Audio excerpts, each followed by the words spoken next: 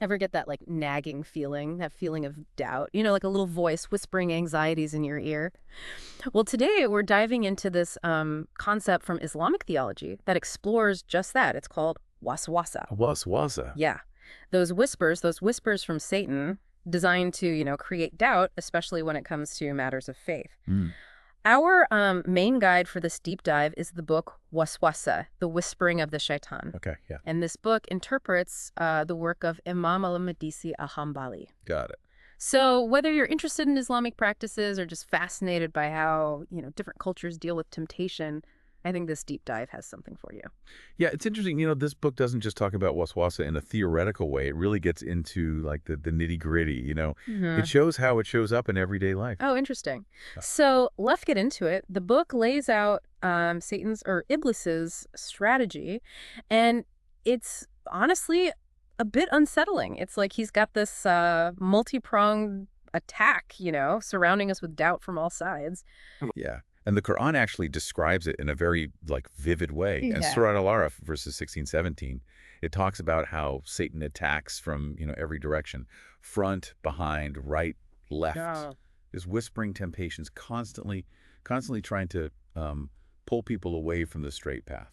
That straight path is a key concept in Islam, right? Absolutely. It's about living a life guided by God's will. Exactly. The straight path represents like a life that's aligned with Islamic principles. Mm-hmm. And these whispers, they're all about veering you off course. Mm. It's almost like Satan is trying to make the world seem more appealing than the afterlife, Right. playing on our desires for instant gratification, Oh, yeah. immediate gratification. I mean, that's something that's not just about religious matters. This idea of being pulled in all these different directions, unsure of what's truly right. I mean, I think that's something we can all relate to on some level, right? Absolutely. We see this in our own lives all the time. Those moments where we're just torn, Yeah. between what we know we should do and what feels tempting in the moment. Okay. So how does this waswasa actually play out in Islamic practices? How does it show itself? Well, the book gives some fascinating examples, particularly when it comes to ritual purity. Mm-hmm. Things like wudu. Wudu. Yeah, the ablution before prayer. Yeah. And ghusl, the full-body ritual bath. Okay. You know- These seem like pretty straightforward practices, right? Wash your hands, face, arms, feet, Yes. that sort of thing. And the Prophet Muhammad, he was very clear about how to perform them. Uh-huh. But what's really interesting is that, waswasa can make people doubt even these simple actions. Oh, wow. So someone might wash their hands over and over again during wudu just to be absolutely sure they're clean. Exactly. And, they might end up using excessive amounts of water, going Oh. far beyond what's really necessary. It's like this fear takes over, Yeah. making them question whether they've actually done it right. So have you ever experienced something similar, like in your own life, that feeling of, having to do something repeatedly just to be sure? Oh, yeah. It's almost like we're trying to control the uncontrollable. Well, it's a common human experience Yeah. for sure. Think about those times you've double or triple checked that, you lock the door or turn off the stove. Uh-huh. Sometimes it's just, practical caution. But other times it feels like that nagging voice of doubt just creeping in. And this isn't just about being extra careful, right? The book suggests there's something deeper going on here. Right. And what's fascinating is that waswasa, it seems to target those areas where we feel, vulnerable or insecure. Right. It preys on our desire for perfection, Right. making us doubt ourselves even when we've, followed the guidelines. Oh, wow. So it's this vicious cycle. The more we doubt, the more susceptible we become to waswasa. Exactly. And it's not limited to just wudu and ghusl. Okay. The book also talks about how waswasa can impact the performance of salah, the 5 daily prayers in Islam. Oh, so even during prayer, these whispers can creep in and distract us. Absolutely. The book describes accounts of people obsessing over minor details, Like what kind of details? the pronunciation of letters, Mm-hmm. the position of their body, Mm. even the need to repeat prayers Mm-hmm. out of doubt. So it's our own minds are working against us, Mhm. turning this moment of spiritual connection into battleground of anxieties. And it can be incredibly distracting. Right. Imagine trying to like have a heartfelt conversation with someone, but there's this constant voice in your head second-guessing every word you say. It's hard to be fully present when you're battling those internal doubts. Have you ever felt that? Like your mind is racing with distractions during moments when you're trying to be still and reflective? Oh, I think we all have those moments where our inner critic takes over, filling our heads with anxieties and doubts. Yeah. This raises an important question, though. How do we, like, distinguish between genuine concerns and those whispers of waswasa? Where do we draw that line between, being cautious and getting caught in this spiral of what-ifs? That's a question that the book spends a good deal of time exploring. Mm. And it's where this concept of the sunnah becomes really, really important. Okay, for those who aren't familiar with Islam, could you explain what the sunnah is? Of course. The sunnah refers to the Prophet Muhammad's teachings, practices, and way of life. Okay. It's considered like a model for Muslims to follow, and it provides guidance on, everything from prayer and purification to social interactions and even personal conduct. So the sunnah is like a guidebook for living a life aligned with Islamic principles.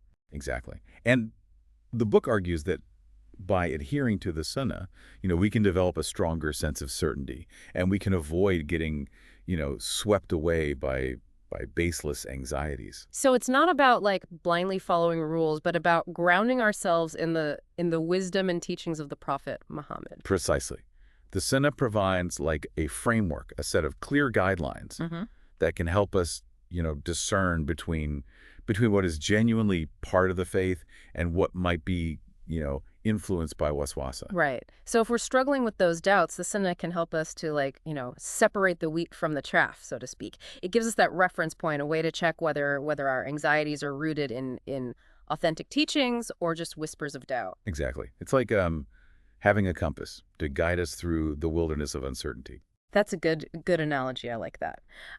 This idea of relying on established wisdom to combat doubt, I think is something that resonates even like beyond Islam, right? We see this in other spiritual traditions, in psychology, even in our everyday lives. Absolutely. Whether it's seeking advice from a mentor or consulting a trusted expert or simply, reflecting on our own values and principles, we all need like anchors to help us navigate those moments of uncertainty. It's like having a solid foundation to stand on when the ground feels shaky beneath our feet, And the book emphasizes that this foundation, it isn't just about like external rules and rituals. It's also about cultivating an inner sense of certainty, a deep trust in God's guidance and mercy. So it's about like finding that balance between external practices and internal conviction. Right.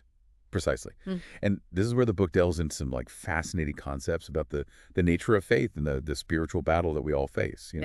It describes waswasa not just as this like random occurrence, but as a deliberate tactic used by Satan to weaken our connection with God. So it's like we're in a spiritual tug of war. Yeah. And those whispers are trying to pull us away from our faith. Exactly. And the book suggests that we need to be like aware of these tactics. Yeah.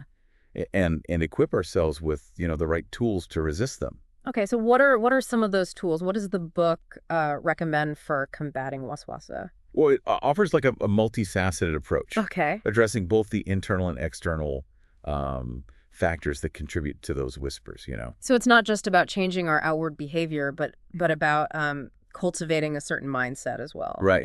One of the key recommendations is to simply disregard those whispers. Don't engage with them. Yeah. Don't give them power over your mind and heart. Easier said than done, right? Of course. Those whispers can be pretty persistent.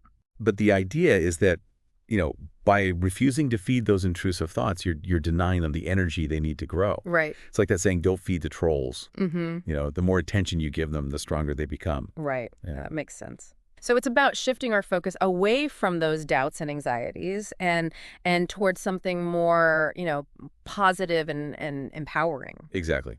And that's where, prayer and remembrance of God come in. The book, it emphasizes that, by strengthening our connection with the divine, we create a shield against those whispers. So it's like building up our spiritual immunity, the stronger our connection with God, the less susceptible we are to those negative influences. Precisely. And the book also recommends seeking knowledge from reliable sources. Correct. Consulting with scholars and teachers who can provide guidance and clarity on matters of faith. Right. So it's not about like blindly following anyone, but about seeking out those who have a deep understanding of the teachings. Right. Right. It's about being proactive in our pursuit of knowledge and seeking out those who can help us to navigate the complexities of faith. And that brings us back to the importance of community, right? We don't have to face these challenges alone. Absolutely. The book highlights the importance of surrounding ourselves with fellow believers, right, who can offer support and encouragement and perspective. It's like having a safety net, yeah, to catch us when we stumble. Exactly. And by sharing our experiences and learning from each other, we can create a collective shield against waswasa. I like that. This deep dive is already giving me a lot to think about. It's amazing how something as subtle as a whisper can have such a profound impact on our lives. But what's also striking is how these concepts, while they're, rooted in Islamic theology, they have such universal applications. I agree. This struggle with doubt and anxiety is something that transcends, cultural and religious boundaries. Right. We all experience those moments of uncertainty. Those times when we question ourselves and our beliefs. Right, right. And it's reassuring to know that there are tools and strategies that we can use to navigate those challenges, whether we find them in, spiritual teachings or psychological frameworks, or simply in the wisdom of those who have, walked this path before us. Absolutely. We're not alone in this journey. So let's dive a little deeper into some specific examples of how waswasa can manifest. Okay. Particularly, in those everyday rituals that the book focuses on. Sounds good. Let's explore how those whispers try to sneak into even the simplest acts of worship. Yeah. And how we can recognize them for what they are. Attempts to distract us from our true purpose, So one area where waswasa really likes to make itself known is in the realm of ritual purity. You see, there's this idea that Satan tries to exploit our, natural desire for cleanliness and kind of turn it into a source of anxiety and doubt. So it's like taking something good and pure, like the intention to be clean, and twisting it into something that causes distress. Exactly. The book, it actually uses some pretty vivid imagery to describe this. It talks about Satan lying in wait for individuals. Oh, wow. Ready to pounce with, whispers and doubts, especially during those moments when they're, trying to purify themselves. It almost sounds like a horror movie. Wow. But on a more serious note, what are some concrete examples of how this plays out in everyday life? Well, take the example of wudu, the ablution before prayer. Right. You already know the basics, washing the hands, face, arms, feet. But the book, it points out that waswasa can make people obsess over whether they've done it correctly. So you might find yourself washing the same body part multiple times, even though you've already followed the guidelines. Exactly. And the book emphasizes that, the Prophet Muhammad, he was very clear about the proper way to perform wudu. He didn't add any unnecessary steps or repetitions. So if those whispers are pushing you to go beyond the Prophet's example, that's a pretty clear sign that waswasa might be at play. Right. And this isn't just about being a stickler for the rule. Right. It's about understanding the spirit of these rituals. Okay. Wudu, for example, it's about more than just physical cleanliness. It's about preparing yourself mentally and spiritually for prayer. So those extra washings and repetitions, while they might seem pious on the surface, can actually distract from the true purpose of the ritual. Exactly. It's getting so caught up in making sure your clothes are perfectly ironed that you miss the important meeting you were supposed to attend. Okay, that's a great analogy. So how do we avoid falling into that trap? How do we know when it's genuine concern for cleanliness versus waswasa making us doubt ourselves? Well, the book, it emphasizes the importance of knowledge and understanding. Okay. It encourages us to, to study the Sunnah, to learn from, trusted scholars, and to ask questions when we're unsure. So it's not about like blindly following rules, but about understanding the why behind them. Exactly. The more we understand, the rationale behind these practices, the less likely we are to get swept up in unnecessary anxieties. And the book also talks about the importance of intention, right? Yes, Niyyyah is crucial in Islam. Okay. It's the intention behind our actions that gives them meaning and value in the eyes of God. So even if you're performing the actions correctly, if your heart isn't in it, if your intention isn't pure, then it's not truly like meaningful.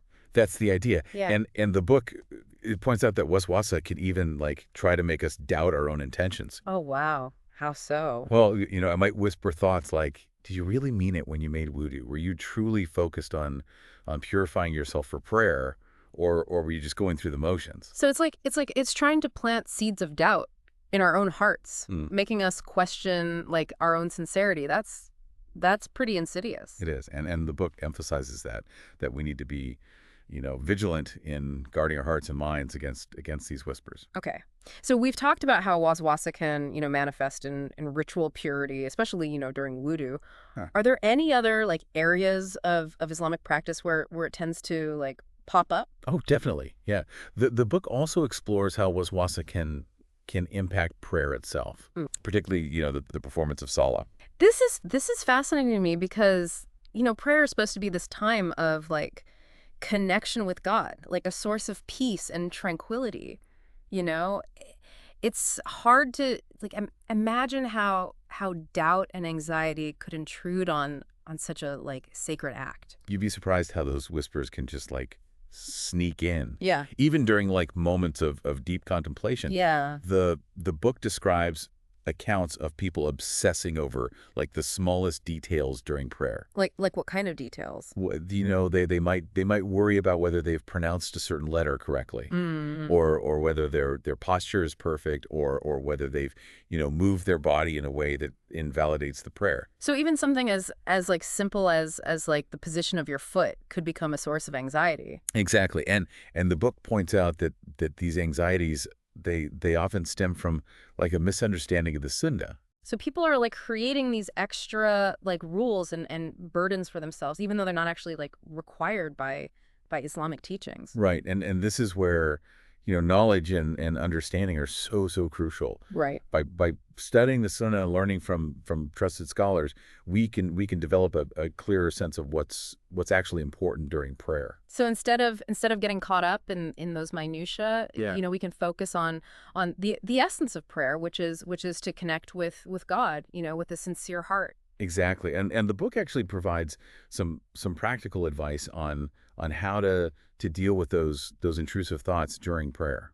Okay, I'm all ears. What does it suggest? Well, one recommendation is to acknowledge the thought, but then like gently let it go. Okay. Don't try to like fight it or suppress it. Just observe it, and then return your focus to your prayer. So it's almost like a meditation technique. Yeah. Where you notice the thought arising, but you don't get like carried away by it. Exactly. It's about cultivating that sense of awareness and detachment. And the book also emphasizes the importance of seeking refuge in God from Satan. So it's like calling upon a higher power for protection and guidance when those whispers start to get like too loud. Precisely. Yeah. And this idea of seeking refuge in God is something that resonates, across many spiritual traditions. Right. It's about recognizing that we don't have to face these challenges alone. And the book also talks about the importance of consistency, right? Yes. That even if we experience those whispers, we shouldn't, give up on prayer or other acts of worship. Absolutely. Consistency is key. Right. The more we practice, the stronger our focus becomes, and the less power those whispers have over us. It's like building a muscle. Yeah.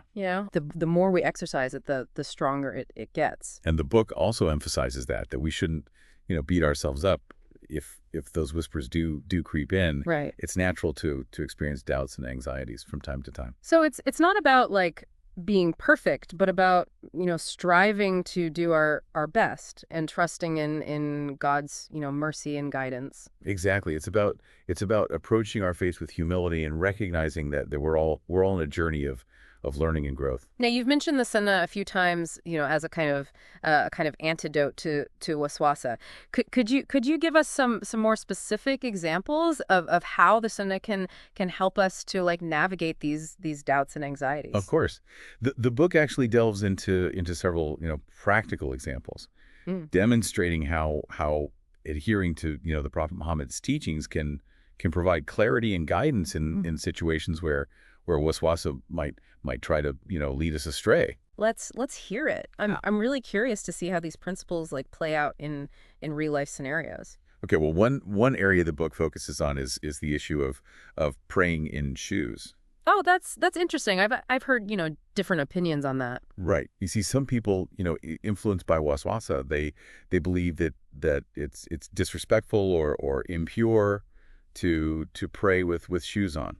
But that's not actually the case, is it? No, it's not. The book clearly states that the Prophet Muhammad himself, he prayed with shoes on. And he even encouraged his companions to do so in certain situations. So this belief is actually a misconception, like rooted in waswasa, leading people to like add unnecessary like restrictions to their practice. Exactly. And it highlights the importance of, relying on authentic knowledge and not being swayed by baseless anxieties. So how does the sunnah like clarify this issue? What guidance does it provide for those who might be struggling with this doubt? The book cites, several examples to support the permissibility of praying with shoes on. Okay.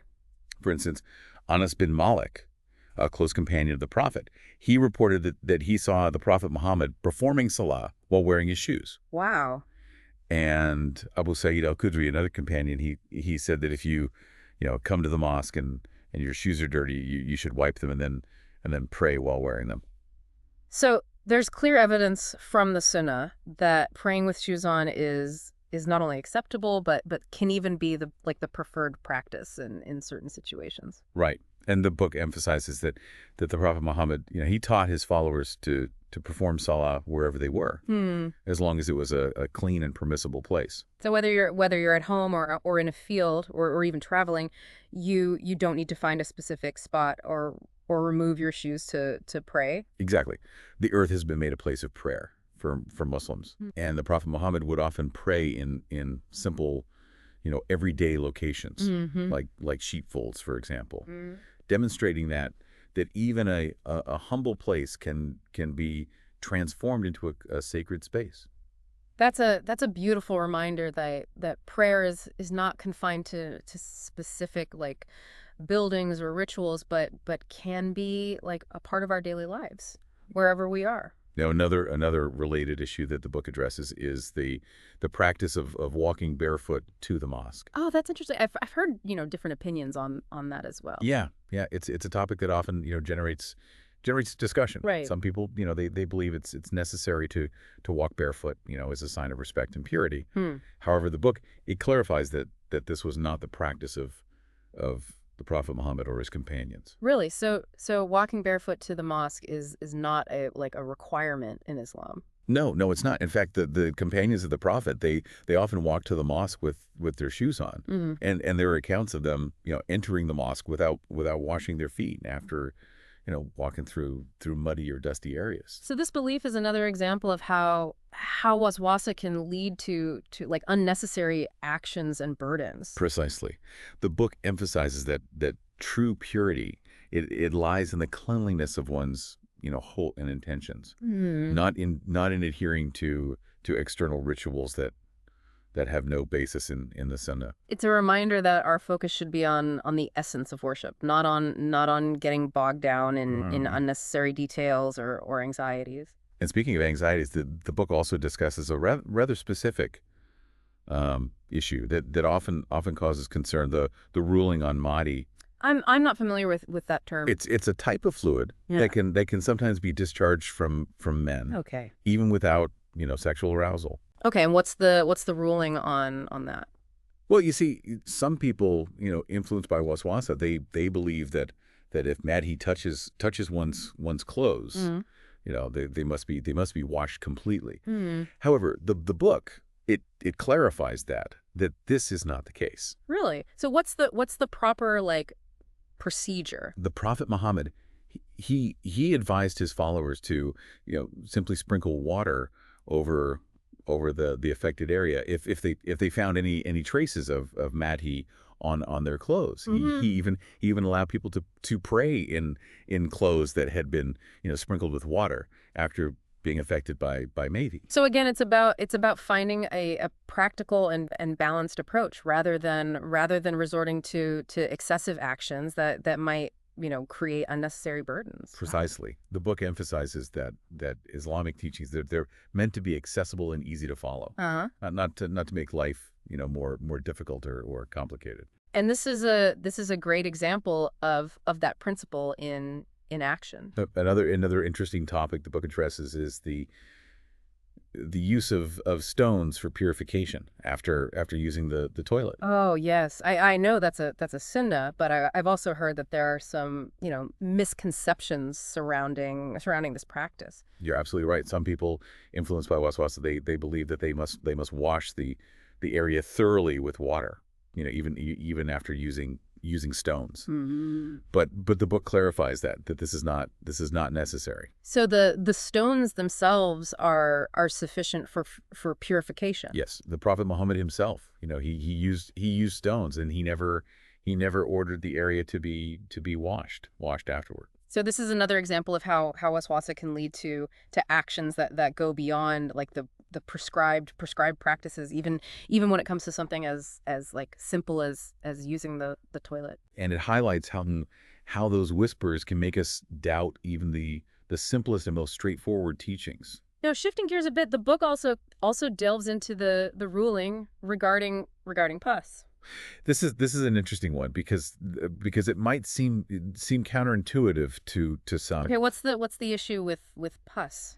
Well, some people, they believe that pus is inherently impure and must be, washed off the body or clothes. That seems like a reasonable assumption given that it's often associated with infection. However, the book it presents a different perspective. It states that it's not necessary to clean pus from the body or clothing. Hmm. Imam Murad and Sheikh Ibn Taymiyyah, two highly respected scholars, they both agree that cleaning pus is not required. So this belief is another example of waswasa leading people to take like unnecessary precautions. Precisely. The book emphasizes that Islam does not burden its followers with excessive rituals or anxieties. It's about finding that balance between, maintaining cleanliness and understanding the true nature of purity. And speaking of purity, the book also mentions a rather surprising practice of the Prophet Muhammad. He used to wear clothes made by polytheists while performing salah. Polytheists, those who worship multiple gods. I wouldn't have expected that. Yes, it's an interesting example of how the Prophet's actions often challenge the assumptions and prejudices of his time. So it's not about the origin of the clothing, but about its cleanliness and appropriateness for prayer. Exactly, and this teaches us a valuable lesson about avoiding unnecessary divisions and focusing on the shared humanity that connects us all. It's a reminder that true piety lies in the purity of our hearts and intentions, not in judging others based on their beliefs or background. And to further emphasize this point, the book highlights that Umar bin al-Khattab, a close companion of the Prophet, he even borrowed clothes from a Christian and used a container belonging to a Christian while performing ablution. Wow. It's amazing to see how those early Muslims embraced, inclusivity and understanding, even in matters of faith. Their actions demonstrate a profound respect for the beliefs and practices of others. It's a powerful message of tolerance and acceptance that resonates even more strongly in today's world. Now let's shift our focus to another area where waswasa can create unnecessary doubts. The use of water for ablution. Okay, what's the issue here? Well, some people they might be hesitant to use water that's been left in open containers, fearing that it might have become contaminated. Yeah, that's understandable. I mean, we're often taught to be cautious about, drinking water that's been exposed to the elements. However, the book clarifies that the companions of the Prophet Muhammad, they used to perform ablution from open containers, without any hesitation. So this fear is another example of waswasa creating like unnecessary doubts and anxieties. Precisely. The book even mentions that the Prophet Muhammad himself, he was asked about this, and he confirmed that it was permissible to perform ablution from water, left by wild animals. That's a pretty clear indication that there's no need to be like overly scrupulous about the source of the water, as long as it's clean and hasn't been deliberately contaminated. Exactly. It's about trusting in the natural purity of water and avoiding unnecessary anxieties that might hinder our ability to perform our religious obligations.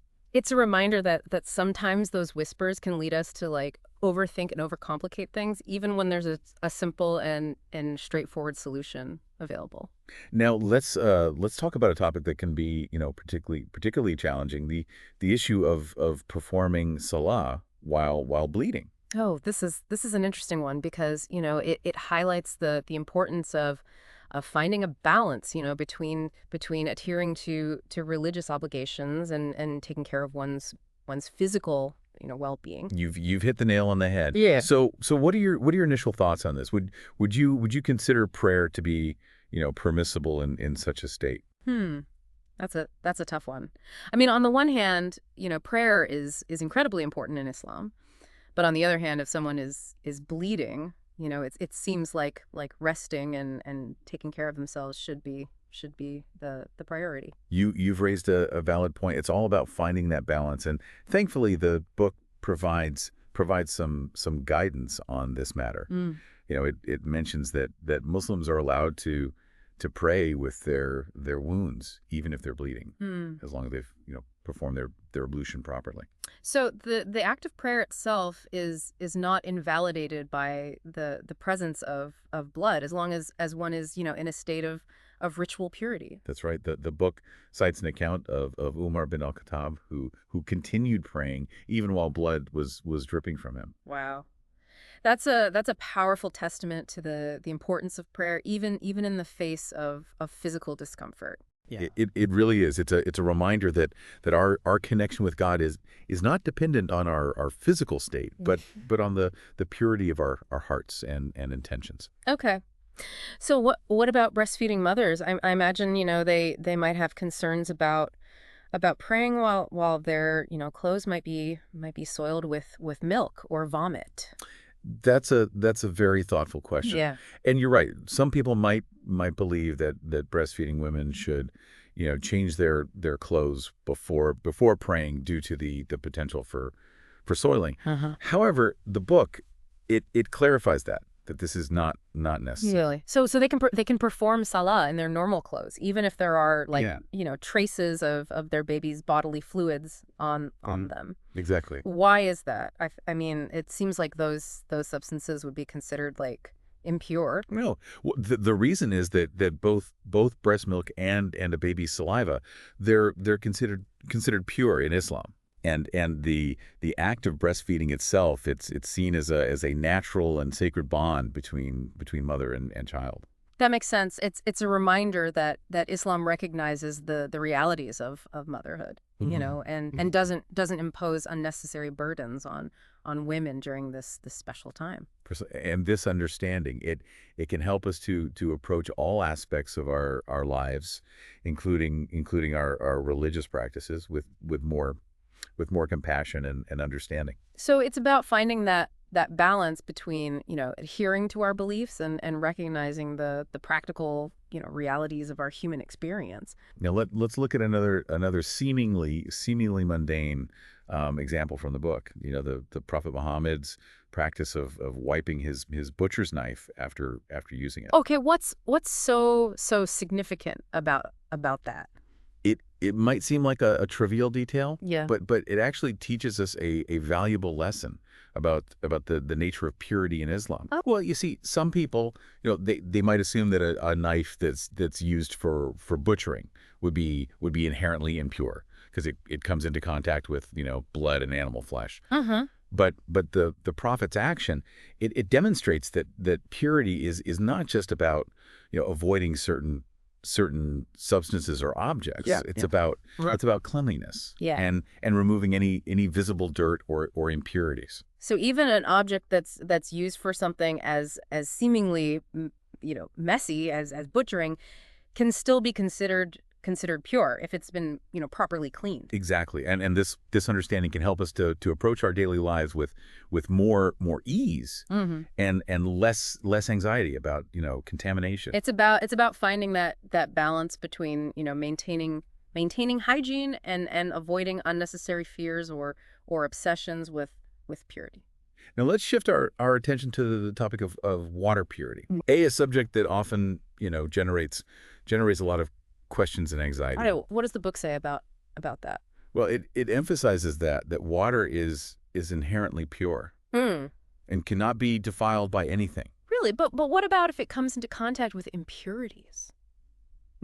Like if something falls into a container of water, wouldn't that make the water like impure? That's a common misconception, and it's one that Waswasah loves to exploit. Right.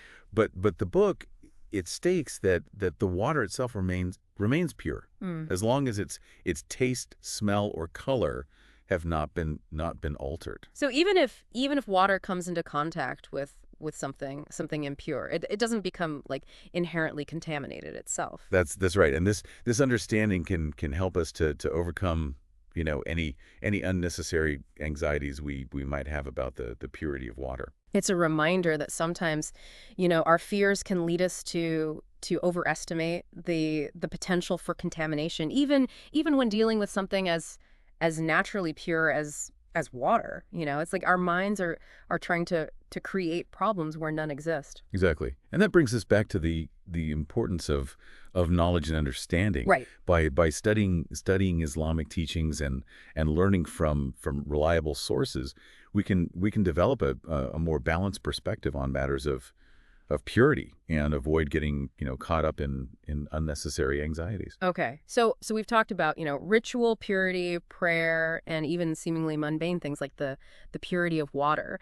Are there any other examples, from the book that illustrate how the Sunnah can help us to navigate those whispers of doubt? Definitely. One example that I find particularly fascinating is the account of Umar bin al-Khattab's acceptance of food from the people of the book. The people of the book. Who's that referring to? It's a term used in Islam to refer to Jews and Christians. Okay. They're considered people of the book because they also received divine scriptures like the Torah and the Gospels. Okay, that makes sense. So what's happened with Umar and the people of the book? Yeah. Well, Umar was invited to a meal by a Christian, and he accepted the invitation without hesitation. Really? But weren't there like dietary restrictions for Muslims? Like, yes. Like the prohibition of pork and alcohol? Yes, there were and still are dietary restrictions. Yeah. But those restrictions applied to, certain types of meat and alcohol. Right. The food offered by the Christian did not violate any of these restrictions. So Umar's acceptance of the invitation was perfectly permissible according to Islamic teachings. Yeah. Exactly. And this action, it demonstrates a profound respect for the people of the book, and a willingness to engage with them, on a social level. It's a beautiful example of like interfaith dialogue and understanding. And it challenges the notion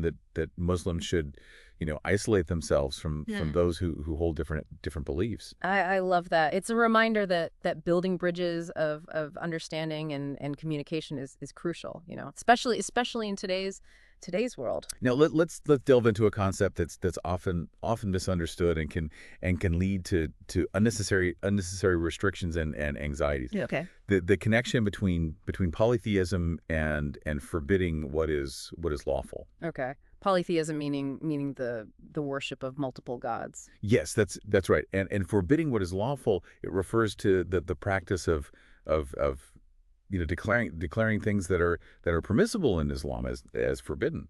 Okay. And how are these like two concepts connected? Well, the book explains that both polytheism and forbidding what is lawful, they stem from a similar mindset. A rejection of God's guidance, right, and an attempt to impose one's own will or desires over divine law.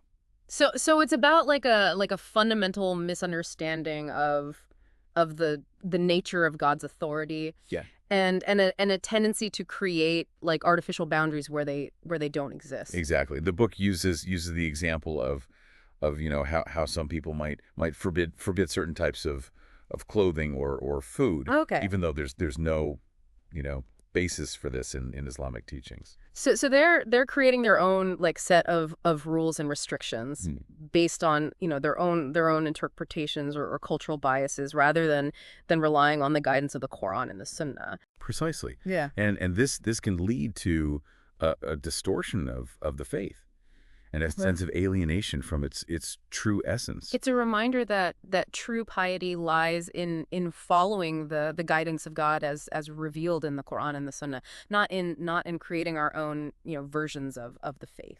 And on that note, the book also criticizes the practice of exceeding the boundaries of the Sunnah, particularly when it comes to acts of worship. So it's not about neglecting one's religious duties, but about finding that balance between conscientiousness and avoiding unnecessary burdens. Exactly, and the book highlights that the Prophet Muhammad himself, he condemned this practice of going overboard with a religious ritual. Really? Well, what did he say about it? Well, there's an account where he observed, someone performing excessive acts of worship, and he said, "What about if such people were lengthened for me? I would have observed weasel fasting, so that those who act in an exaggerated manner would have been obliged to abandon their excesses." Weasel fasting? What's that? It's a type of fasting where you abstain from food and drink continuously without breaking the fast at night. Wow, that's a very rigorous form of fasting. I can see how that would be incredibly challenging. It is, and the Prophet Muhammad, he was making the point that even he, as the messenger of God, did not engage in such extreme practices. So his message was that true piety lies in moderation and following the prescribed guidelines, not in pushing ourselves to extremes. Exactly, and this applies to all aspects of our lives, not just religious practice. Right. It's a reminder that finding balance and avoiding extremes is key to living a healthy and fulfilling life. Absolutely. Yeah, and it's so easy to get caught up in that more is better mentality, especially when it comes to things like spirituality and self-improvement. But sometimes, simplicity and moderation are the truest forms of wisdom. Couldn't agree more. And the book actually provides a fascinating example of how this principle applies to the recitation of the Quran. Okay, I'm intrigued. Tell me more. Well, it mentions the issue of waswasah, influencing the pronunciation of letters during Quranic recitation. So someone might become like overly fixated on getting every single letter like perfectly articulated, even if it disrupts the flow and meaning of the verses. Exactly, and the book emphasizes that the Prophet Muhammad's recitation, it was clear and easy to understand. He didn't emphasize the pronunciation of letters in a way that would distract from the overall flow and meaning of the verses. Well, it's a reminder that the Quran is meant to be a source of guidance and inspiration, not a linguistic obstacle course. And the book also points out that this excessive focus on pronunciation can stem from waswasa. It's like those whiskers are trying to make us so concerned with the technicalities that we miss the heart of the message. So it's not about neglecting proper recitation, but about avoiding unnecessary anxieties and distractions. Exactly. The goal is to engage with the Quran on a meaningful level. Right. Allowing its message to penetrate our hearts and minds. Right. It's about finding that balance between technical accuracy and spiritual connection. Now, we've talked a lot about how waswasa can lead to excessive actions, but what about those instances where those whispers make us like doubt whether we've done something correctly, even if we followed the guidelines? It's a great question, and the book actually provides some insights into the excuses that people under the influence of waswasa often make for their actions. Okay, what kind of excuses? Well, they might claim that their excessive actions are just a form of precaution, not waswasa. So they're trying to like justify their behavior by framing it as a form of piety or religious diligence. Exactly. But the book refutes this argument by explaining that true precaution is aligned with the Sunnah, the prophets teachings and practices. Yeah. So if an action goes beyond what's prescribed in the Sunnah, it can't be considered a legitimate precaution. Precisely. Yeah. And the book emphasizes that true precaution. It benefits individuals by bringing them closer to God, and earning them, rewards. It's not about creating unnecessary burdens or anxieties. It's about, finding that balance between conscientiousness and avoiding extremes. And the book also points out that if someone is truly following the Sunnah, they wouldn't need to make excuses for their actions. Right. Their actions would speak for themselves. That's a good point. It's like when you're confident in your knowledge and understanding, you don't feel the need to like over explain or defend yourself. Exactly. And this brings us back to the importance of seeking knowledge and guidance from reliable sources. By deepening our understanding of Islamic teachings, we can develop a stronger sense of inner certainty. Yeah. And avoid getting caught up in those whispers of doubt. Now, one area where doubt and uncertainty can be particularly, challenging is in the realm of divorce. Yeah.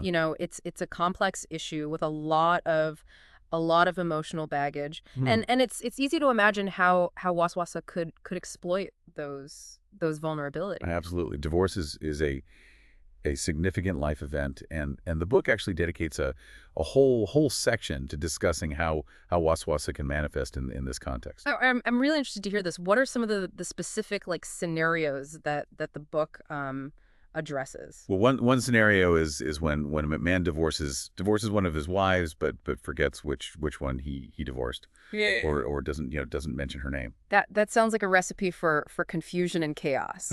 Indeed. And in this situation, it highlights the importance of clear communication and intention when it comes to divorce. So what's the ruling in such a case? What does Islamic law say about this kind of situation? The book actually presents different opinions from various scholars. Okay. Some scholars like Abu Hanifa, Shafi'i, Thawri, and Hamad, they believe that the man should choose one of his wives by lot and apply the divorce to her. By lot, as in like drawing straws or something similar. Yes, precisely. Yeah. It's a way of leaving the decision to chance, recognizing that the man's memory is unreliable in this case. Mm-hmm. Other scholars like those from the Maliki school, they suggest that the divorce should be suspended until they can figure out which wife was intended. And if the man can't remember at all, then according to this view, all the wives would be considered divorced. Wow, that's a pretty significant consequence for a simple lapse of memory. It really highlights the weightiness of divorce in Islam and the need for clarity and intention in such matters. Absolutely.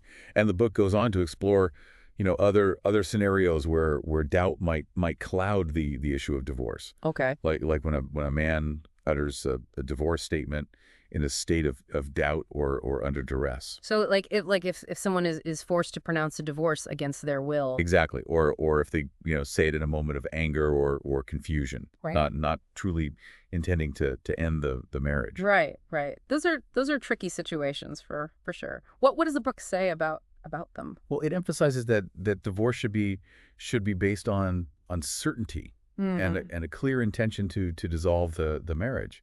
If there's doubt or coercion involved, then the validity of the divorce is questioned. So it's not as simple as just uttering the words. No. There has to be like a genuine intention behind it. Precisely. And this is where the concept of waswasah can come into play. Right. If someone is prone to doubts and anxieties, they might question the validity of their divorce, even if they uttered the words, clearly and intentionally. So those whispers can create uncertainty and turmoil, even in such a significant life event. Exactly, and this is why the book stresses the importance of seeking knowledge and guidance from trusted scholars in such matters. Right. They can help individuals to navigate these complexities and make informed decisions based on Islamic teachings.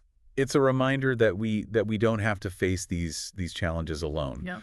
There's a wealth of knowledge and support available to help us, through difficult times. And sometimes just talking to someone who understands these nuances can bring a sense of clarity and peace. Absolutely.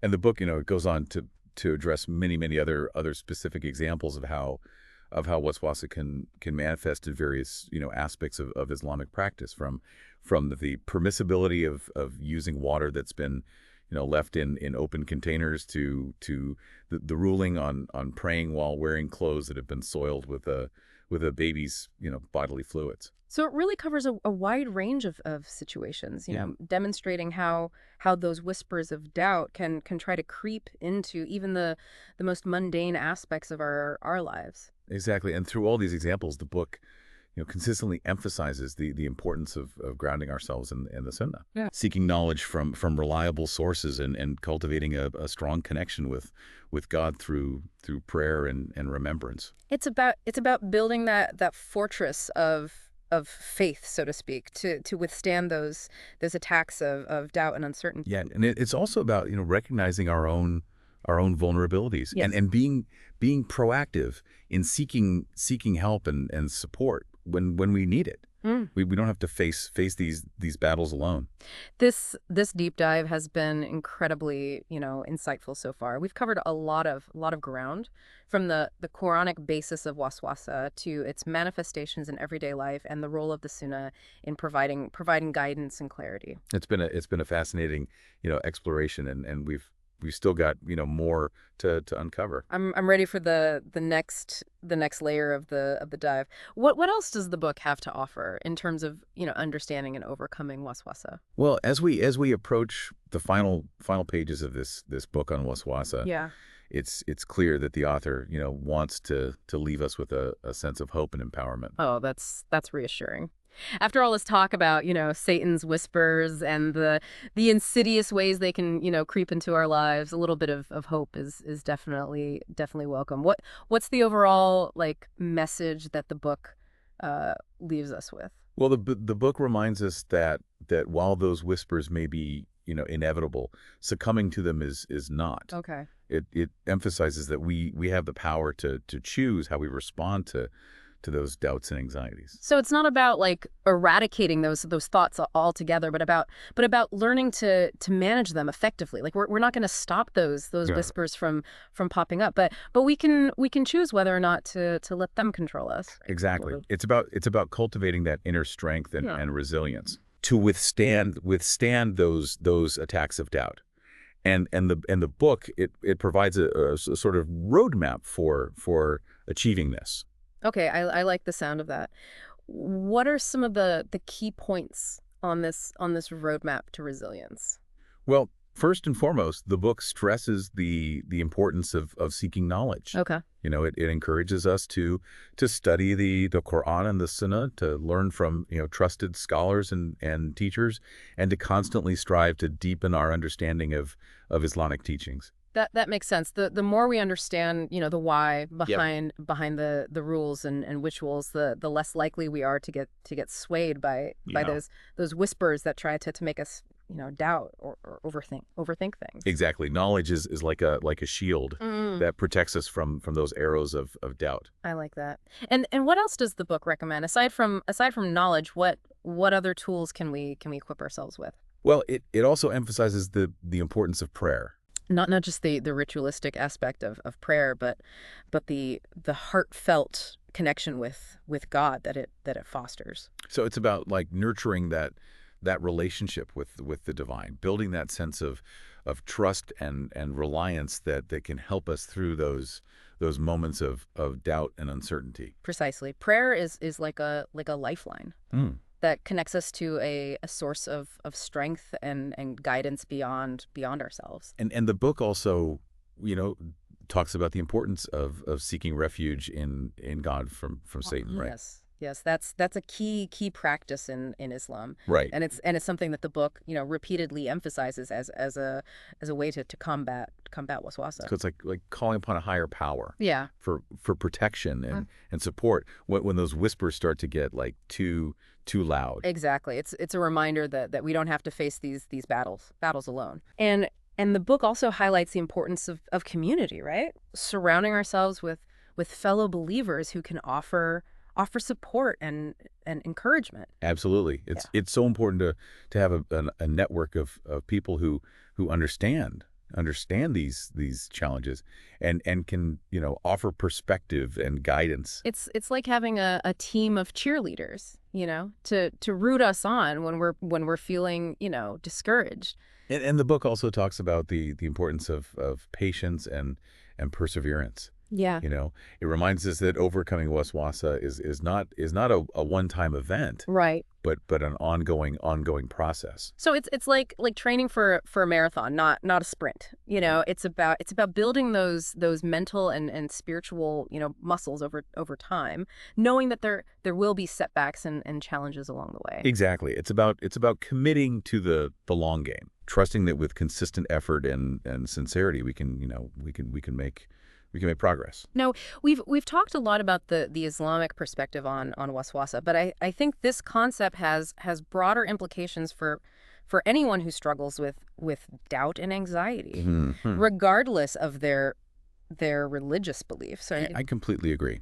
At its core, waswasa is about that universal human experience of feeling uncertain, insecure, and tempted to stray from our chosen path. So whether we call it waswasa, the inner critic, or simply, negative self-talk, those whispers of doubt can show up in all areas of our lives, our relationships, our careers, our personal goals. Absolutely. And I think the tools and strategies that the book outlines, can be adapted and applied to those challenges as well.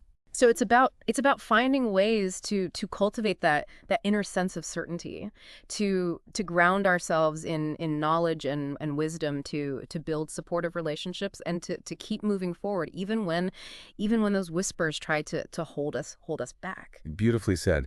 It's a reminder that while those whispers may be part of the human experience, Yeah. they don't have to define us. Right. We have the power to choose how we respond to them. And with the right tools and support, we can overcome them and live a life aligned with our values and aspirations.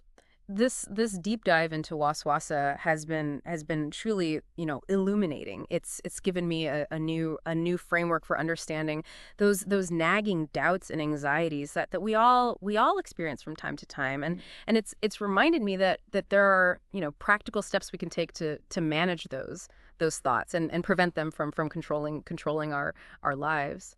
I agree. It's been a fascinating exploration of a concept that's both ancient and and incredibly relevant to our modern lives. And I think, the most important takeaway for me is that we're not alone in this struggle. Right. Whether we find, solace in religious teachings or psychological principles or simply in the wisdom of those who have, walked this path before us, there's always support available when we need it.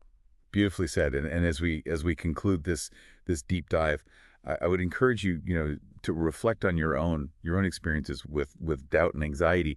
How do those whispers manifest in your own life? What tools and strategies have you found helpful in navigating those challenges? And how can you create a more supportive environment for yourself and those around you to face those battles together? Those are great questions to ponder. And remember, even in the darkest of times, the light of knowledge, faith, and compassion can guide us towards a more peaceful and fulfilling existence. Beautifully put. Thanks for joining us on this journey of discovery. We'll catch you next time for another deep dive into the world of ideas and insights. Until then, stay curious and keep seeking.